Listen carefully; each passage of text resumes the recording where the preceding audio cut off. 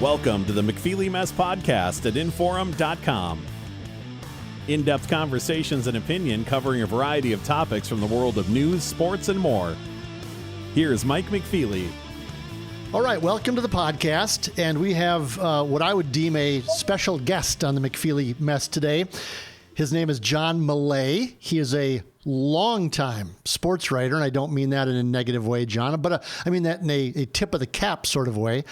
A longtime sports writer who covered Minnesota, mostly, I won't say all, mostly Minnesota high school sports for both the Star Tribune newspaper and then later the Minnesota State High School League.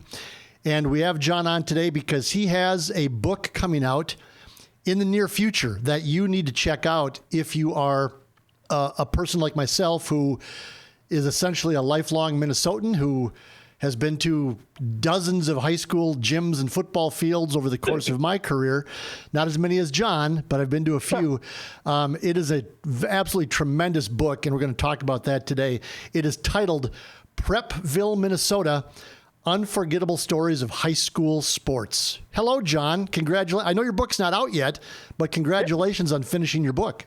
Yeah, thanks, Mike. I appreciate you having me on here to talk about it. It's been quite an adventure, and we've got some time to go. It'll be out in November, and it's hard for a daily newspaper guy to be patient with things like this. You know, I'm used to writing something today, and people are reading it tomorrow. I think from the day I signed a contract with my publisher, it's 9 months till this thing comes out, and I had a meeting with some of those folks today, the sales and marketing team, and it's hard. I told them it's just so hard for me to be patient because I'm so excited for this book to be released into the wild, and you got a review copy. I was glad to send you one, and that's kind of where we're at now. People have the advance copy in their hands, a few people, for me, I'm just so hard to be patient. It's unbelievable. Mm-hmm. I can understand because we live in a now world, and especially in the daily newspaper business, whatever constitutes a daily newspaper these days. So that's I fully understand that. I'm going to give you a huge compliment. And so don't take this the wrong way in any way. This is a huge compliment. But the foreword in your book is written by one Mr. Patrick Royce. And you know him better than I do, but I know him a little. Yeah. And he is absolutely one of my favorite writers and people and personalities in the world. And somebody I don't tell him this, but I look up to him and idolize the way he writes and tells stories. But I'll tell you this, your stories that you wrote and the way they're presented in this book outshine Pat Royce's foreword. And that's a high compliment because Royce's foreword was the best part of the book he wrote about Sid Hartman. So you have done a fantastic job, John. Well, thanks, Mike. Yeah, and I texted Pat, or I called Pat when I was looking for somebody to do the forward, and it took him all of 5 seconds to say, you betcha, because we go way back. I knew Pat before I worked at the Star Tribune. I was working at the Arizona Republic in Phoenix on the sports desk, and our copy desk chief was a former baseball writer, and he and Pat were great friends. So Pat was coming down to Phoenix for spring training, and he basically came swooping into the newsroom on a Saturday night. He just landed, stopped at a grocery store, bought a case of Diet Coke, and then we were going to go out to the bar afterwards, which we did. And he had long ago stopped drinking, but I just remember we're chatting with this guy from Minnesota. He was a character, liked him right off the bat. And then I was lucky enough to edit his columns.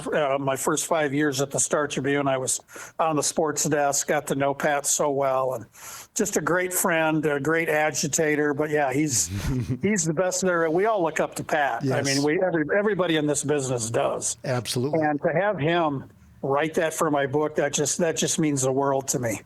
And by the way, he didn't say you betcha. He said, you betcha. And with some other colorful adjectives mixed in there. When do you need it, Johnny? When do you need it? When do you need this, Johnny? Tell us how you got to this point. Your career is not just the Star Tribune. It's not just the Minnesota State High School League, where many people around the state know you best from your last 15 or 16 years of your career. But how did you get to this point, and how did you write so much about high school sports?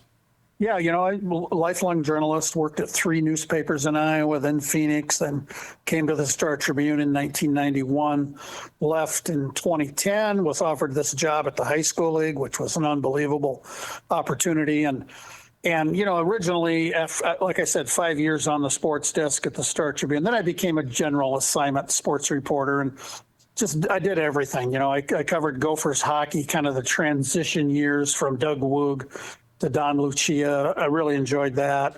Covered 40, 50 Twins games some years, a lot of Timberwolves and Wild. I never really covered the Vikings until the postseason when they'd add extra reporters. So I was at every crushing Vikings playoff defeat. And my job was always to write about the other team. So I was in some happy locker rooms and nobody was wearing purple in there. And then at a point in the Star Tribune, I moved back to the high school beat, which I'd done, at smaller papers. And didn't take long for me to realize, especially having several years covering pro teams, that, boy, this is really fun. This is, having that perspective of covering high-pressured professional sports really hit me, that nobody's involved in high school sports for the money. Absolutely nobody is. And just the more I traveled around the state, especially at the high school league, I had free reign there. At the newspaper, it was pretty much Metro, although sometimes I'd convince the editors to let me go. I went to International Falls and did a story one year on the legacy of who am I thinking of? The 1930s. I want to say Newt Rockne. Bronco Nagurski. Yeah, we went up there and talked to a bunch of Broncos kids and grandkids and stuff like that, which was fun. But then with the high school league, Dave Stead, the then executive director, hired me. And this was a new job. This job did not exist anywhere in the country before Dave hired me to be the staff journalist. And he just said, go where you need to go, do what you need to do. And boy, did I have fun for 15 years there. And it's not a joke. I tell people I was hired for my dream job when I was 51 years old in 2010. And I just, I retired a year ago. I don't miss working every day. I miss the people, in the high school sports world. And I was just telling somebody the other day, you name a town in Minnesota, big or small, and I probably know somebody there just through my work covering high school sports. So yeah, lifelong sports guy, growing up as an athlete at a small town in Iowa. I do have the shape of one state tattooed on my right forearm, and it's not Iowa and it's not Arizona. That's how strongly I feel about being a Minnesotan. And I've lived here longer than I did growing up in Iowa. Kids all raised here, 2 of them born in Arizona. Well, one born in Iowa, he carries that mantle. The other 2 born in Arizona. But all our kids, have grown up here. 2 of them don't live in Minnesota anymore. They don't like snow, I think, is the main reason. Who could blame them? They're Californians. But yeah, it's just been a treat, Mike, to do this kind of work. And I've got a brother who's a retired orthopedic surgeon. I've got another one who's a big-time downtown Minneapolis corporate lawyer. And they like their paychecks, but they don't like their jobs as much as I do. And I just wouldn't trade anything for the world. This book, and again, the title of it is Prepville, Minnesota, release date in November, written by our guest, John Millea. It's a collection of stories you've written over the decades. Yeah. And you must have gone through hundreds of them. Maybe you did. Maybe you kept a list. You can tell us how you came about, but it's a collection of stories you've written over the years. I didn't count them. I'm guessing there's several dozen in this book. And they're so well done because they're, again, stories about high school athletes, families, coaches, referees, which we'll get to later, officials who are human too, which we'll get to back later in our conversation. But it must have been a fun project to go back and think about all the stuff you've written. You've written millions of words, thousands of stories, tens of thousands of stories over your career, to go back and think which ones you wanted to include in this book. Yeah, that was the hardest part of this whole process, Mike. And There's 42 stories. The oldest one is from 1997. I wrote a profile of a 7th grade girls hockey star named Natalie Darwitz at Egan High School. And, she went on to win national championships with the Gophers, Olympic gold medals. She's a huge figure in hockey in the state. And there's one about Joe Mauer when he was a junior at Cretin-Durham Hall in 1999. And he was not known as a baseball player as much. I mean, that was his first year as the starting quarterback as a junior. The story was basically put out right before the Prep Bowl that year, which Cretin played in. And I was so smart, I predicted a great NFL career for Joe Mauer. That's how much I knew. But just, it goes way back. Some of them are from the last couple of years. And this whole thing started before the pandemic. I kind of had this idea, I may have a book here. And as it turned out, I mean, if this book does well, I mean, there may be a second one. I've still got so many other stories tucked away. So whittling it down to, I was shooting for kind of a certain word count. I don't know if it was 25 or 30,000. The book's about 240 pages. It's paperback. It's an easy read. I was texting with one of the other people who I sent a review copy to, and I said, hey, this ain't Tolstoy. You can sit down and do this in one sitting. This is not a heavy read. And if people want to buy it now, you can go to Amazon or Barnes and Noble or search Prepville. It's available right now.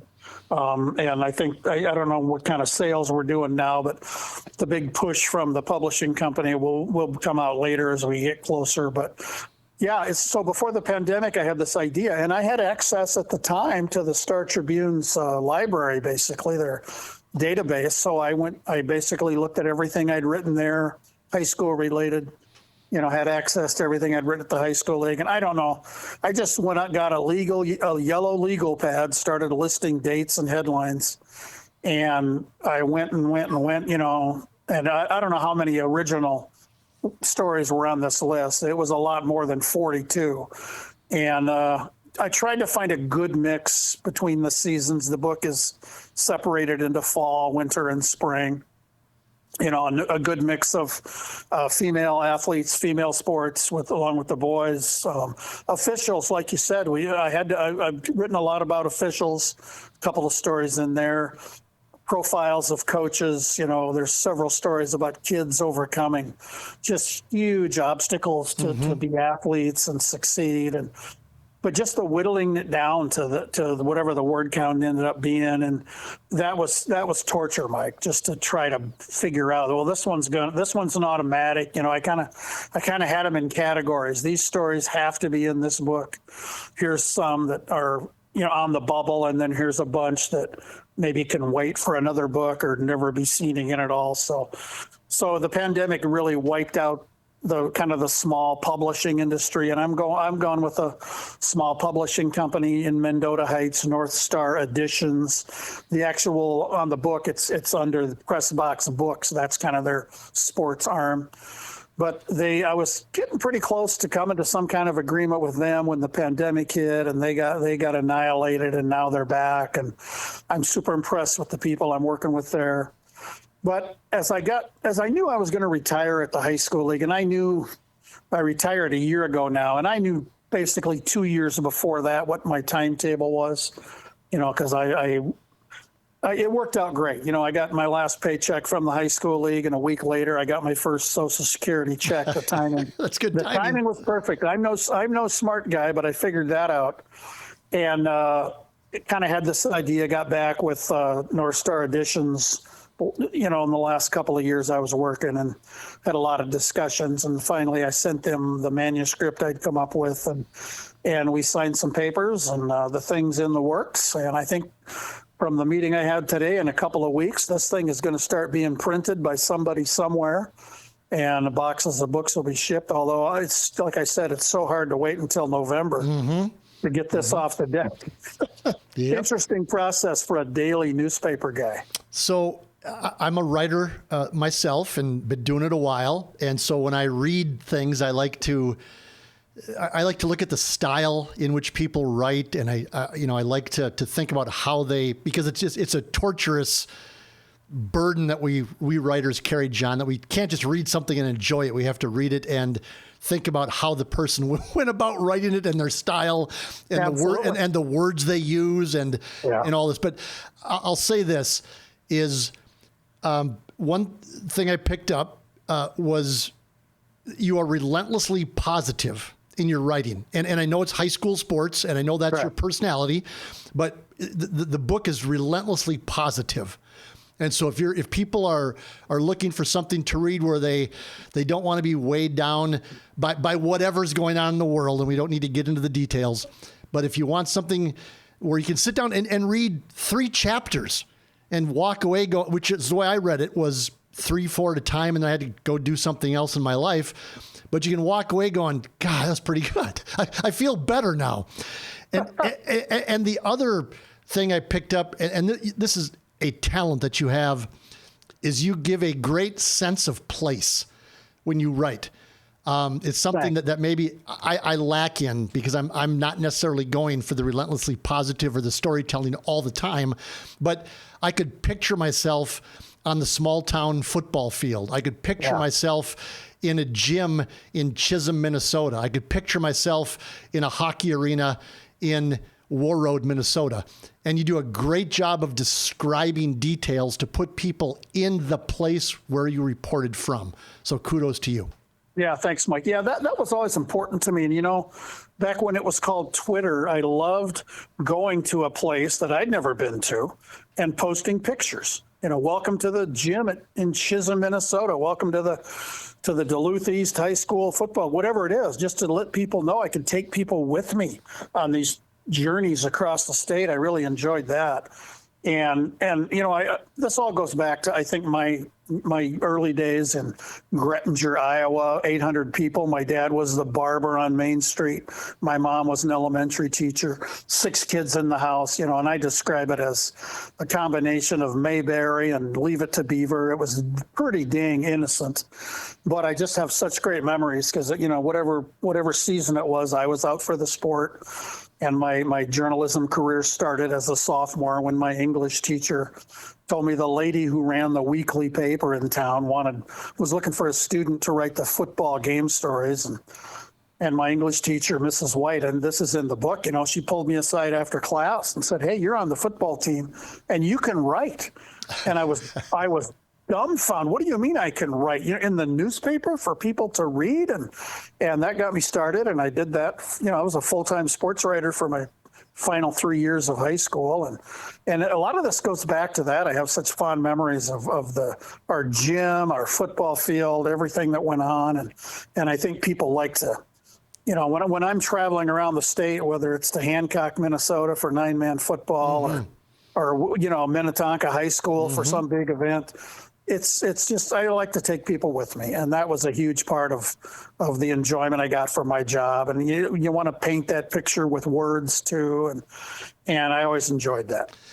And that's the fun part for somebody like me, who is essentially a lifelong Minnesotan, and not only as a fan, but also as part of my job occasionally over the years, way more so early in my career than now.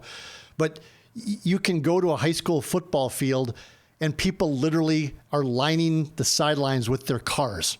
And you tell that to somebody in Maple Grove and they don't believe you. They're like, "What are you talking?" Right. It's yes. People pull inside the fence and park 6 yards from the sideline and watch the game from their car. And they probably have the local radio broadcast on their car radio. And that's how they watch the game. And it's a fantastic piece of Americana that I know it plays out in North Dakota as well, and South Dakota, because I've covered games in those states as well. But I'm sure that it plays out in 50 states across the country. And when we get lost in the Vikings $1 billion stadium, or the SEC demanding $100 billion a year in TV rights and players getting paid. And we forget that within a 10-mile drive of many Americans, you can go to a high school football game, get in for $7 or $10 or whatever it is, have a hot dog for $2, and stand there and watch a football game that oftentimes is pretty good. And if it's not, who cares? It's high school football. Yeah, that's it. And, that reminds me of when I was a high school football player. And we had a good football team. When I was a senior, we did not win the state championship game in Class A in Iowa, but we played in it. And, you knew it was a big game when my grandpa and grandma, who were farmers, lived 6 miles outside of town. At, Friday morning, they would bring their car into town, park it behind one of the end zones. So they'd have a warm place to sit and listen to the radio broadcast with 2 guys sitting in the back of a pickup. Also backed up to the field. Absolutely. And just so much fun. And when I see that, in my work here, and I had this line I've used 1,000 times. I'd roll into a small town for the first time, and I'd see a grain elevator, a couple of church steeples, and 2 bars on Main Street. These are my people. I speak this language. This is exactly where I grew up. And I just enjoyed the small town stuff so much. The other thing I want to point out before I offer you my favorite story out of your book, John, is one thing that also struck me over the head, because I'm sort of dumb, is a reminder of just how much the good coaches and good teachers and good educators care about what they do. Yeah. And it's not about wins and losses. Every coach and every assistant, every athletic director, they want to be successful in terms of wins and losses. Nobody in any walk of life wants to lose at anything. If I'm playing Monopoly, I don't want to lose to my daughter. But that's not the most important thing to many of these, I'd say every one of these educators and coaches, is they want to have an impact on young people's lives. And as I read your book, more than once, I was kind of getting a catch in my throat going, God, these people care, and they want these kids, these young people, to be successful, not necessarily in terms of wins and losses always, but just to guide them and say, there's a couple stories of where kids didn't have dads from a very young age, and they, the coaches were their stand-in fathers or stand-in male figures in their lives. And that's so important that we sometimes lose sight of when you're talking about state championships and college scholarships and Division I and all this other stuff. It's that most of the kids, they look to these coaches, as I did when I was in high school and you did when you were in high school, as mentors and leaders who are important in their lives. Yeah, and that kind of makes me think of John Anderson, the Gophers baseball coach who just died. And he was famous for saying, we're playing baseball, but we're teaching lessons for these guys to use for the next 50 years. And that's what these great high school coaches do. And there's a correlation between successful high school teams and how the coach handles things. You go to any of these, dynastic high school programs, and more often than not, the coach is like that. He's not just coaching his sport. He's helping these kids mature and grow and teaching these life lessons. And this wasn't in the book, but if there's a second book, there's a story I wrote about the then Farmington High School football coach, Mark Frayling. I did a series at the Star Tribune, kind of a week in the life of the Farmington Tigers. A photographer and I were there from Sunday through Friday of homecoming week. And there were a lot of great things we saw, but Mark would take time out of every football practice to read to the team. He'd have a high school inspirational type book, usually nonfiction. And they'd take a break in the middle of practice. All the kids would lay down on the grass, and he would walk among them reading a chapter. That one just blows me away. And I see him at the grocery store sometimes. He's retired now from teaching and coaching, but there's just so many people like that involved in coaching. And one thing that worries me is, especially at the bigger schools, so many coaches are not teachers. It's so hard to find coaches. That's a whole nother area. But so many coaches are not in the school, and I think that's a loss for kids and coaches. They don't have that contact in class and the hallways. But I've always maintained that the heroes in this country are teachers and coaches, and I hope some of that comes across in this book. It does. And okay, so I want to assure everybody listening to this that whether you live in the far northwestern corner of the state, the far southeastern corner of the state, if you live in the Duluth area, if you live in the southwest corner, if you live smack dab in the middle, John has been all over the state. I can't imagine the miles that have been put on automobiles driven by John Millea. But there's something for everybody. Whether you're from Rochester or Duluth or Detroit Lakes or Warroad or National Falls or Marshall, there's something for everybody in this book. But my favorite story is one that involves Otter Tail County. And that's sort of I fish a lot in Otter Tail County. I know a lot of people in Otter Tail County. Yeah. But it has to do with the three officials, John Wold, John Clinert, and Andrew Clinert. And John Clinert is 77 in the book, in the story. Yep. John Wold is 63, and Andrew Clinert is the grandson of John Clinert. And you walk through sort of a day in the life of three officials doing a basketball game. And I read so much of it, and I thought, I didn't know that. I didn't know they did that. I didn't know that. And it sounds really stupid since I've been a sports writer mostly for the last 40 years. But there's just a lot of it I didn't know that officials did before and after a game. And that's why I kind of went, that's pretty good. And so that was my favorite story out of the book. Yeah, that was really fun. And I'd known John Clinert for years. Runs a sporting goods business in Fergus Falls. And he was on the high school league board of directors years ago as a governor's appointee. And I knew him forever, and we'd stayed in touch. And at some point, somebody else up there had told me, hey, you should do a story. John Clinert's grandson is going to become a basketball official this year, and he's still in high school. So I kept in touch with John, and we found a game that I traveled up for them to do. And sat down with the three officials in a room at the school long before the JV game, and they did a girls JV varsity doubleheader. We met early, interviewed the three of them, and then I was in their locker room, as they're getting ready. AD comes in, hands them their paychecks, and here's some water, here's some candy bars, and kind of was the fly on the wall as they did their pregame work, and sat in the bleachers and watched the two games, and checked in with them between games and afterwards, and just as a way to kind of help, young people who are considering becoming officials. Hey, this kid is making good money. I think he's at UND or NDSU now. That was the plan, and he was still planning to officiate. And his grandpa was a great mentor because John had been a coach younger in life and was a multi-sport official and just one of my best friends. And it was fun to just shine that light on, not just on officials, but on the youngest one in the state working varsity basketball games. So this is the old cliches. This will be asking you, like, which is your favorite child, but do you have a particularly favorite story in the book? It all goes back to the relationships, and Bob McDonald, the late Chisholm boys basketball coach, who was a true character.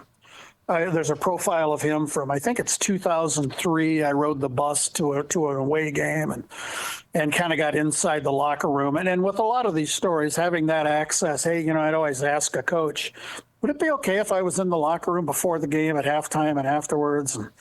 And usually I'd make a promise. If I see something negative, I'm going to ignore it. Right. And I never saw anything negative. But that was the case with Bob, and I'd gotten to know him over the years. And he died in 2020, and I know his kids, who all became coaches. He got grandkids who are head basketball coaches, and just the relationship with the McDonald family means so much to me. And I have so many great memories of Bob. I've got a painting that Bob did. He was a well-known and very talented painter. Really? I've got one of his paintings in my house. I'm looking at it right now. The thing is, Bob's heritage was Croatian. And McDonald was the name of the man his mother married after Bob was born out of wedlock. And every summer, Bob would lead a family trip to Croatia, different rotating kids and grandkids. And I was visiting Bob and his wife, Carol, when they were in a nursing home in Chisholm. And he had all these beautiful paintings on the wall. And people had told me, his kids had told me how talented of a painter he was. So I was commenting on him, and he forced me to take one home with me. Oh, boy. and it's like a street scene in some city in Croatia with sky and mountains in the background and buildings and just people walking down a street. And I treasure that thing. I don't know what I'm going to do with it when my days are over, but hopefully it'll go back to the family. But yeah, he was such a character. He forced her. I said, Bob, I can't take one of these. These belong to you, and they need to belong to your family. No, you got to take one. And I refused to pick one. So he just grabbed one off the wall. He said, here you go. This one's going home with you. And as I walked out to my car, I called his son, Paul. And I said, Paulie, I don't know what your old man's doing. He forced me to take a painting, and I don't want to keep it. And Paul said, no, you keep it. He wanted you to have it. It's yours. So just, and I got a whole bunch of Bob McDonald stories, some that can be told, some that can't. But just a character and you talk about an influence on young people, just phenomenal. And sentimentally, Bob was just one of my favorites. So there had to be a story about Bob. And I kind of went back to the early days, 2003, when I hadn't really spent a lot of time with Bob. I certainly did in the years since, and just a gem of a man. Now, this question is going to speak to our age, John, so don't take offense to it and how long we've been doing what we do, and you did what you did for so long so well. But I was reading the story about the high school basketball player from Osio, a young woman who escaped a horrible situation in Bosnia-Herzegovina. Yeah. I'm reading the story, and I looked at the date that you published that story, and it would have been in the Star Tribune. Yep. And I believe it was 1999. 99, yeah. And I did the math, and I went, well, wait a second. This young woman is now like 45 or 46 years old. Yeah. And so that speaks to our age. But I mean, I put that in perspective, and maybe the question, maybe a better question is have you kept in touch with some of these athletes and some of these coaches? And maybe friendship is a strong word, but have you stayed in contact with them?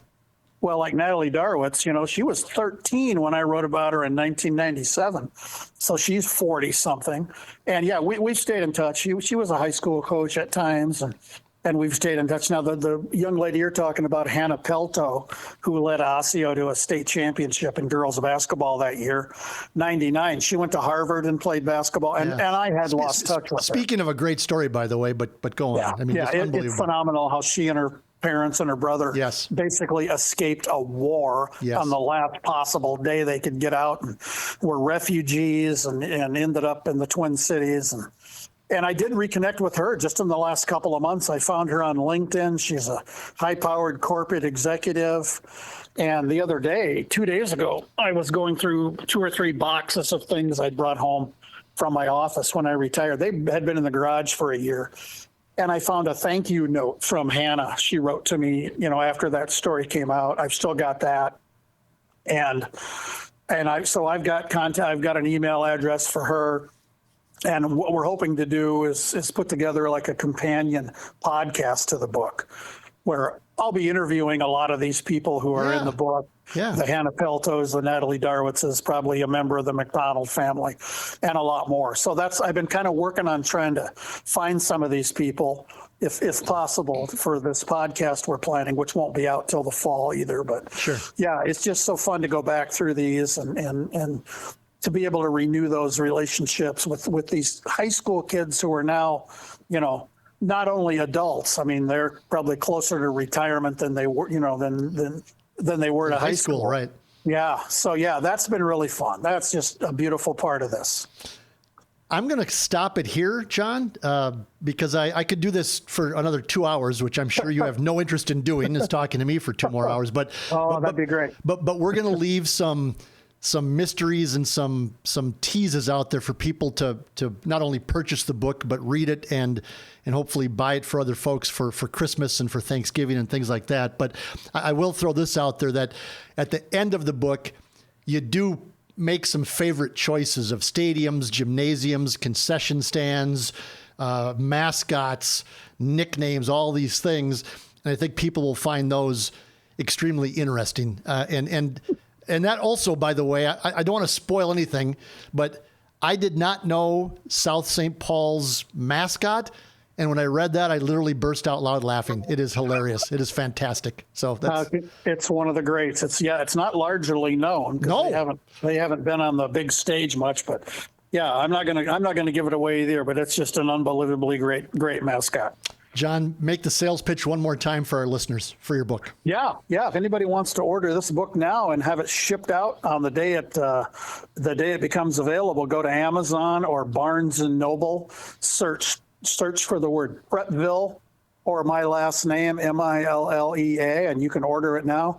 It's paperback. It's not expensive. I think it's $17.99 or something like that. Basically $18. And you get it from Barnes and Noble or Amazon. It'll be in bookstores all over the state, I assume. And I'm excited. I'm really excited, Mike. Like I said, the patience is the hardest part here, but I appreciate you talking to me about it, and I appreciate you as a friend and a colleague, and I hope you continue doing the great things you're doing for a long time. Thank you, sir. The book is Prepville, Minnesota, Unforgettable Stories of High School Sports. The author is John Millea, and he has been a guest here with us today on the McFeely Mess Podcast. Thanks for listening, and we will talk again soon. Thanks for listening to the McFeely Mess Podcast at Inforum.com. For more podcasts and columns, head to Inforum.com and search Mike McFeely